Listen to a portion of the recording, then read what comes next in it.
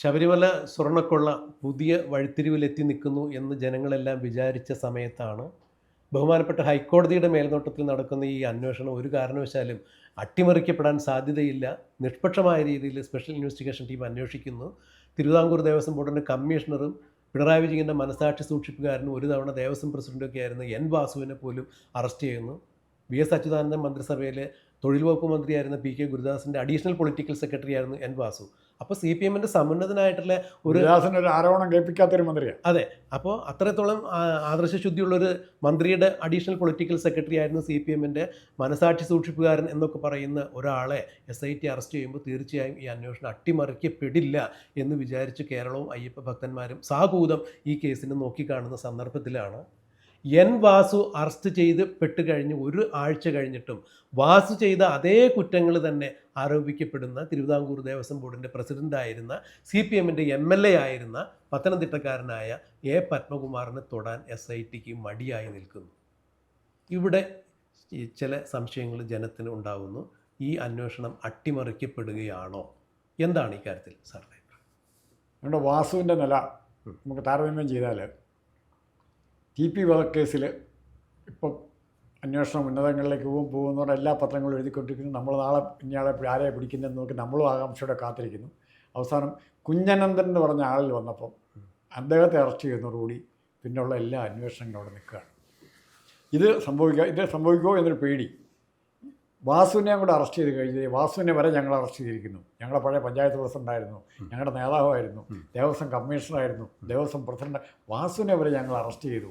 അപ്പോൾ ഞങ്ങളുടെ അന്വേഷണം തൃപ്തികരമാണ്, ഇവിടെ കൊണ്ടങ്ങ് തീർക്കുകയാണ്. വാസു ഉൾപ്പെടെയുള്ള എല്ലാവരും കൂടെ ചേർന്നാണ്. വേണേൽ വാസു സമ്മതിക്കും, ഞാനാണ് എല്ലാം ചെയ്തത്. വാസുവിനെ കൊണ്ട് സമ്മതിപ്പിക്കാനുള്ള മാർഗ്ഗം ഇവർക്കുണ്ട്. നഷ്ടപരിഹാരം കൊടുത്താൽ മതിയല്ലോ, ഏതെങ്കിലും തരത്തിൽ രക്ഷപ്പെടുത്താം.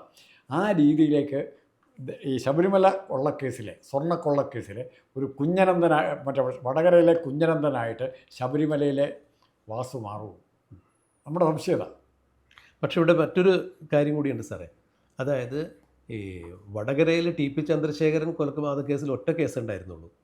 പക്ഷേ ഇവിടെ ശബരിമല സ്വർണ്ണക്കൊള്ളയെ സംബന്ധിച്ചിടത്തോളം SIT രജിസ്റ്റർ ചെയ്തിരിക്കുന്നത് 2 കേസാണ്. എത്ര കേസ് രജിസ്റ്റർ ചെയ്യണമെന്ന് അറിയത്തില്ല, ഇപ്പോഴും അറിയത്തില്ല. അപ്പോൾ 2 കേസിൽ ഇപ്പോൾ തൽക്കാലം നമ്മൾ കേൾക്കുന്ന 2 കേസാണ്. ഈ 2 കേസിലും ഒന്നാം പ്രതി ഉണ്ണികൃഷ്ണൻ പോറ്റി തൽക്കാലം നിൽക്കുന്നു. ബാക്കി രണ്ടാമത്തെ കേസിലാണ് ഇപ്പോൾ വാസുവിനെ അറസ്റ്റ് ചെയ്തിരിക്കുന്നത്. അതായത് ശബരിമല ശാസ്താവിൻ്റെ ശ്രീകോവിലിലെ ഉമ്മറക്കട്ടള പടിവാതിലും ആ വാതിലും ഇളക്കിക്കൊണ്ടുപോയി ഉണ്ണികൃഷ്ണൻ പോറ്റി ചെന്നൈയിലെ സ്മാർട്ട് ക്രിയേഷൻസിൽ കൊണ്ടുപോയി സ്വർണ്ണം സൗകര്യപ്പെടുത്തി കൊടുത്തു.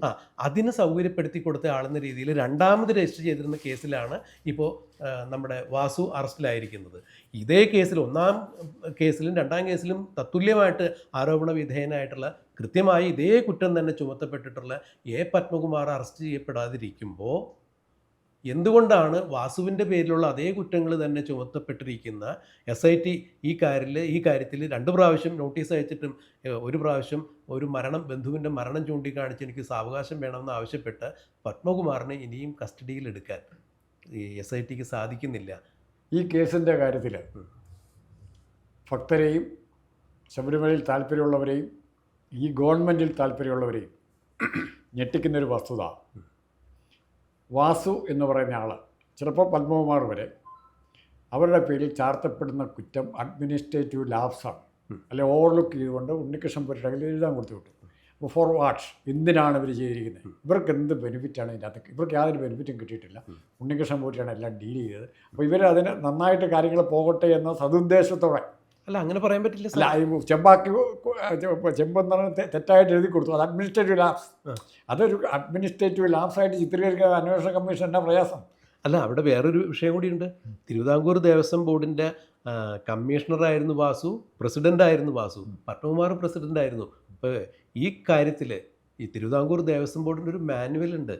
ശബരിമലയിലെ സ്വർണ്ണ നിർമ്മിതികളുമായിട്ട് ബന്ധപ്പെട്ട് ഒരു മരാമത്ത് പണിയും സന്നിധാനത്തിന് പുറത്തേക്ക് കൊണ്ടുപോകാൻ പാടില്ല. അങ്ങനെയാണെന്നുണ്ടെങ്കിൽ വാസു ചെയ്തേക്കണ ആ മാനുവലിന്റെ ലംഘനമാണ്, നഗ്നമായ നിയമലംഘനമാണ്. ഇത് തന്നെയാണ് പത്മകുമാരൻ ചെയ്തിരിക്കുന്നത്. അങ്ങർക്ക് എന്ത് ബെനിഫിറ്റ് കിട്ടിയെന്ന് ഇതുവരെ പറഞ്ഞിട്ടില്ലെന്ന്. ഈ സ്വർണം കൊണ്ടുപോയി അതിന്റെ ബെനിഫിറ്റ് കിട്ടി ബെനിഫിഷ്യറി വാസുവിന്റെ കുടുംബക്കാരാണെന്ന് പറയാൻ പറ്റിയിട്ടില്ല. അവർക്ക് ബെനിഫിറ്റ് ഉണ്ടാകൂ ഇല്ലേ എന്നുള്ളതല്ല. CPM സുഹൃത്തായ വക്കീൽ പറഞ്ഞതാ, വാസുവിനെ ഒന്നും ചെയ്യില്ല. സാറേ, ഇപ്പൊ എൻ വാസുവിനോ പത്മകുമാറിനോ അവർക്ക് വ്യക്തിപരമായി രാഷ്ട്രീയമായുണ്ടായ നേട്ടങ്ങളിലുപരിയായിട്ട് ശബരിമല സന്നിധാനത്തിലെ സ്വർണം അന്യാധീനപ്പെട്ട് മറ്റുള്ളവർ അടിച്ചു കൊണ്ടുപോകത്തക്ക രീതിയിലുള്ള തീരുമാനം സൗകര്യം ചെയ്തു കൊടുത്തു. അതിനാണ് അവർ പറയുന്നത് അഡ്മിനിസ്ട്രേറ്റ്. ഇപ്പം ഞാൻ മുറി പൂട്ടിയിട്ട് ലോക്കറിൽ വെച്ച് എല്ലാം പൂട്ടിയിട്ട് പോകേണ്ട ഒരു ഉദ്യോഗസ്ഥനാണ്, അല്ലെ ബന്ധപ്പെട്ട അധികാരപ്പെട്ട ആളാണ്. ഏതെങ്കിലും കാരണത്തെ ഒരു ദിവസം ഞാൻ വെള്ളം അടിച്ച് പൂസായിട്ട് മറന്നു പോവുമോ, അല്ലെ ഏതെങ്കിലും പെണ്ണുങ്ങളെ കണ്ട അതിൻ്റെ ഈ കൂട്ടാതെ പോയി കഴിഞ്ഞാൽ സാധനമൊന്നും ഞാൻ എടുക്കുന്നില്ല, വേറെ ആരെങ്കിലും വന്ന് മോട്ടിച്ചുകൊണ്ട് പോയാൽ, അല്ലെ ഞാൻ താക്കോൽ എടുക്കാൻ പറഞ്ഞാൽ അറ്റൻഡർ മോട്ടിച്ചുകൊണ്ട് പോയി കഴിഞ്ഞാൽ അതിൻ്റെ മറ്റ് ഉത്തരവാദിത്തങ്ങളിൽ നിന്ന് എനിക്ക് കൈകഴുകുമാണ്. അത് നമ്മുടെ നിയമവ്യവസ്ഥ അങ്ങനെയാണ്. വാസുവിൻ്റെ കയ്യിൽ ഈ സ്വർണം വിറ്റതിൻ്റെ കിട്ടിയിട്ടുണ്ട് എന്ന് തെളിയിക്കാൻ പറ്റാത്തടത്തോളം കാലം അങ്ങനെ ഒരു തെളിവിനെക്കുറിച്ച് ഇതുവരെ SIT പറഞ്ഞിട്ടില്ല. അത് പറയാതിരിക്കുമ്പോൾ ഈ SIT പോലും CPM വേണ്ടി തന്നെ സൃഷ്ടിക്കപ്പെട്ടതാണോ എന്ന് സംശയിച്ചാൽ തെറ്റില്ല.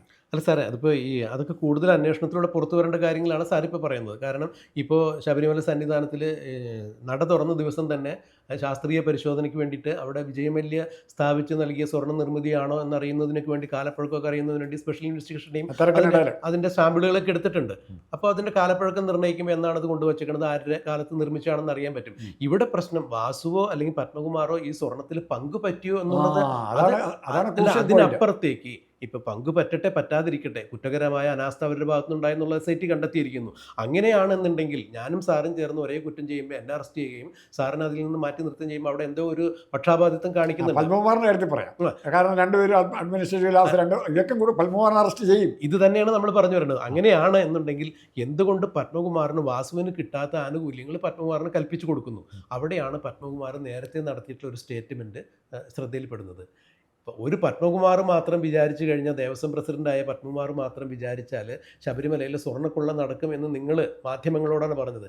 നിങ്ങൾ വിചാരിക്കുന്നുണ്ടെങ്കിൽ അത് തെറ്റാണ്. എനിക്ക് മുകളിലും, അതായത് ഈ പത്മകുമാറിന് മുകളിലും ചില ആളുകളൊക്കെ ഉണ്ടല്ലോ, അവരും ഇതിൽ സമാധാനം പറയേണ്ടി വരും എന്ന് പറയുമ്പോൾ ഇപ്പോൾ ഈ പത്മകുമാറിൻ്റെ അറസ്റ്റ് തടഞ്ഞിരിക്കുന്ന ആളുകൾ എന്ന് നമ്മൾ വിശ്വസിക്കുന്ന, അറസ്റ്റ് തടയപ്പെട്ടു എന്ന് ജനം വിശ്വസിക്കുന്ന ആളുകൾ, അങ്ങനെ പത്മകുമാറിന് മുകളിലുള്ള ആരെങ്കിലും ആയിരിക്കുമോ ഈ അറസ്റ്റ് തടഞ്ഞേക്കണത്? പത്മകുമാറിൻ്റെ മുകളിലുള്ള ആൾക്കാരാണ് സംശയമുണ്ടോ? അല്ലെങ്കിൽ ഈ ഉണ്ണികൃഷ്ണൻ പോറ്റി എന്ന് പറഞ്ഞ ആളിനെ അവിടെ നടക്കുമ്പോൾ അറിയും. അവിടെയുള്ള ജീവനക്കാർ, ദേവസ്വം ബോർഡിൽ ഈ സ്വീപ്പറും അറ്റൻഡറും മാല കിട്ടുന്നവരും എല്ലാം CIT യൂണിയനിൽപ്പെട്ടവരാണ്. അവർക്കറിയാമല്ലോ ഇവിടെ എന്താ നടക്കുന്നത്, അവരറിയിച്ച് കാണില്ലേ? സർ, ഇപ്പോൾ ഇതൊരു ആസൂത്രിതമായ ഗൂഢാലോചനയുടെ ഫലമായിട്ട് നടത്തിയ സ്വർണ്ണക്കൊള്ളയാണെന്ന് SIT അടിവരയിട്ട് പറഞ്ഞിട്ട് അത് ബഹുമാനപ്പെട്ട ഹൈക്കോടതിയിൽ റിപ്പോർട്ട് സമർപ്പിച്ചേക്കുന്നത്. അല്ല, അതിൻ്റെ ബെനിഫിഷ്യറി, ഇതിൻ്റെ ആരാണ് ഇതിൻ്റെ ബെനിഫിഷ്യറി എന്ന് ഈ ഓർഡർ ഇട്ടു എന്നുള്ളത് അതിൽ ബെനിഫിഷ്യറി ആകുന്നില്ല. അത് അവിടെ അയാൾ പൊട്ടം കളിക്കും. എനിക്കന്ന് മാനസികാസ്വാസ്ഥ്യം ഉണ്ടായിരുന്നു, എന്തെങ്കിലുമൊക്കെ റെക്കോർഡൊക്കെ ഒരു ഇഷ്ടം പോലെ ഉണ്ടാകും. അല്ല, ഇതൊരു പൊതുമുതലാണ്. ഇപ്പോൾ ശബരിമല ദേവസ്വത്തിൽ ഉള്ള പണം എന്ന് പറഞ്ഞാൽ ഇപ്പോൾ ഭക്തന്മാർ അവിടെ കൊണ്ടുപോയി ഇടുന്ന കാണിക്കയെന്നുണ്ടാകുന്ന വരുമാനം തന്നെയാണ് അവിടുത്തെ ദേവസ്വത്തിൻ്റെ വരുമാനം. അത് തിരുവിതാംകൂർ ദേവസ്വം ബോർഡിൻ്റെ കീഴിലുള്ള ക്ഷേത്രം എന്ന രീതിയിൽ തിരുവിതാംകൂർ ദേവസ്വം ബോർഡിൻ്റെ ആസ്ഥാനത്തിരിക്കുന്ന ഭരണസ്ഥാനത്തിരിക്കുന്ന ആളുകൾക്ക് അവിടെയുള്ള ഈ ഭരണ ചുമതലയായിട്ട്, നടത്തിപ്പ് ചുമതലയായിട്ട് ഉത്തരവാദിത്വമുണ്ട്. ആ ഉത്തരവാദിത്തത്തിൽ അനാസ്ഥ ഉണ്ടായിട്ടുണ്ടെങ്കിൽ അവരതിന് പങ്കാളികൾ തന്നെയാണ്. ആ അർത്ഥത്തിലാണ് വാസുവിനെ അറസ്റ്റ് ചെയ്തിരിക്കുന്നത്. ഇതേ കുറ്റം തന്നെ പത്മകുമാർ അറസ്റ്റ് ചെയ്യുമ്പോൾ പത്മകുമാറിന് മാറ്റി നിർത്തപ്പെടുന്നു, അല്ലെങ്കിൽ കൂടുതൽ സമയം കിട്ടുന്നു, അറസ്റ്റ് ചെയ്യാത്ത ആനുകൂല്യങ്ങൾ കിട്ടുന്നു. ഇവിടെ മറ്റൊരു കാര്യം കൂടി എടുത്തു പറയേണ്ട കാര്യമുണ്ട്. 2019 ദേവസ്വം ബോർഡിൽ ഈ അഴിമതി നടക്കുമ്പോൾ, തീവട്ടിക്കൊള്ള, ഈ സ്വർണ്ണക്കൊള്ള നടക്കുമ്പോൾ ദേവസ്വം വകുപ്പ് മന്ത്രിയായിരുന്ന കടകംപള്ളി സുരേന്ദ്രൻ കഴിഞ്ഞ ദിവസം മാധ്യമങ്ങൾക്ക് മുന്നിൽ എന്ന് പറഞ്ഞ കാര്യം വളരെ ബാലിശമായൊരു കാര്യം. അത് ഒരു 500 രൂപയുടെ ഫയൽ വരെ, അതായത് തിരുവിതാംകൂർ ദേവസ്വം ബോർഡിൽ നടക്കുന്ന ഒരു കേവലം 500 രൂപയുടെ നിർമ്മിതികളുടെ ഫയൽ വരെ ദേവസ്വം വകുപ്പ് മന്ത്രി കാണുന്നില്ല, ഒപ്പിടേണ്ട ആവശ്യമില്ല, അങ്ങനെ ഞാൻ ഈ വിഷയങ്ങളൊന്നും അറിഞ്ഞിട്ടില്ല എന്ന് പറഞ്ഞ് തലയുരുമ്പോൾ പിന്നെ എന്തിനാ അങ്ങനെ ഒരു ദേവസ്വം? ഇതാണ് ഞാൻ പറഞ്ഞത്, ഇതേ രക്ഷപ്പെടുത്തൽ ഉണ്ടാവുമെന്ന് പറഞ്ഞത്. പത്മകുമാറിൻ്റെ കാര്യത്തിൽ ഇവർക്ക് അത്ര ഓർഡർ ഇട്ടാൽ മതി, അതെങ്ങനെ നടപ്പാക്കുന്നതിനെ കുറിച്ച് അറിയേണ്ട ആവശ്യമില്ല എന്ന് പറയും. ഇതിൽ സംഭവിക്കാൻ പോകുന്നൊരു കാര്യം, ദയനീയമായ സംഭവം. പഴയൊരു പഴഞ്ചൊല്ലുണ്ട്, അതായത് എല്ലാവരും ന്യായമായിട്ട് കൂട്ടുപിടിക്കും, എംബ്രാൻ അല്പം കട്ടുപൂജിച്ചാൽ അമ്പലവാസികളൊക്കെ കക്കും. ഇവിടെ എംബ്രാൻ്റെ സ്ഥാനത്ത് മുഖ്യമന്ത്രിയും ദേവസ്വം മന്ത്രിയുമാണ് എന്ന കാര്യം മാത്രം ഓർത്തിരിക്കുക. തീർച്ചയായും ഇത് ഒരു വാസുവിലോ പത്മകുമാറിലോ ഒതുങ്ങുന്ന ഒരു റോബറി അല്ല. അതിന് മുകളിലുള്ള ചെയ്യാൻ പറ്റുന്നതല്ല. അതിന് മുകളിലുള്ള ആളുകൾക്ക് കൃത്യമായ പങ്കുണ്ട്. ബഹുമാനപ്പെട്ട ഹൈക്കോടതി തന്നെ നിരീക്ഷിച്ചിട്ടുണ്ട്. കാരണം അന്താരാഷ്ട്ര കൊള്ളക്കാരുമായിട്ട് ഇതിന് വിഗ്രഹമോഷ്ടാക്കളായിട്ട് ബന്ധമുള്ളത് പോലെയാണ് തോന്നുന്നത്. അതുകൊണ്ട് കൃത്യമായ അന്വേഷണം വേണം എന്ന് പറയുമ്പോൾ അന്താരാഷ്ട്ര തലത്തിൽ ഇതിനൊരു മാനം വരണം എന്നുണ്ടെങ്കിൽ തീർച്ചയായും ഇത് വാസുവിനോ പത്മകുമാറിനോ നടക്കില്ല. അതിന് മുകളിലുള്ള ആളുകളായിരിക്കണം. അതിന് മുകളിലുള്ള ആൾ ആരാണ് എന്നുള്ള ചോദ്യം വരുമ്പോഴാണ് ഈ ജനം ലാവലിംഗ് കേസ് പോലെ ആകുന്നത്. അതെ, ജനം കൃത്യമായ ചില സംശയങ്ങളിൽ നിൽക്കണം. എന്തായാലും കാലം തെളിയിക്കട്ടെ.